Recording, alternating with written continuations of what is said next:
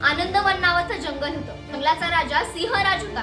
एक दिवशी सिंहाने सर्वांना प्राणी पक्षींना बोलवून एक सभा बोलवली आणि त्याच्यामध्ये सांगितलं की जो कोणी मला सर्वात दिसणारी सुंदर वस्तू आणून देईल त्याला मी पक्षीरत्न पुरस्कार देईन. आणि त्याच्यासाठी वेळ जाहीर केला. अवघे 3 दिवस. पहिला दिवस गेला, दुसरा गेला आणि तिसऱ्या दिवशी मात्र सगळेजण ठरल्या ठिकाणी ठरल्या वेळेने तिथे आले.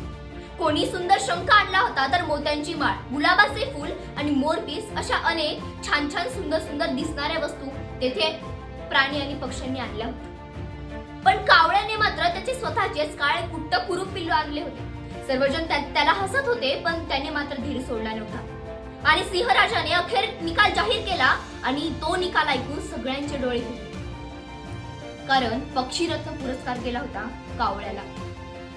आणि सिंहराज आपल्या मनोगतामध्ये असं सांगतात की माणसाचं खरं सौंदर्य हे त्याच्या शृंगारात नसतं, त्याच्या दिसण्यात नसतं, तर व्यक्तीचं खरं सौंदर्य हे त्याच्या मनामध्ये असतं.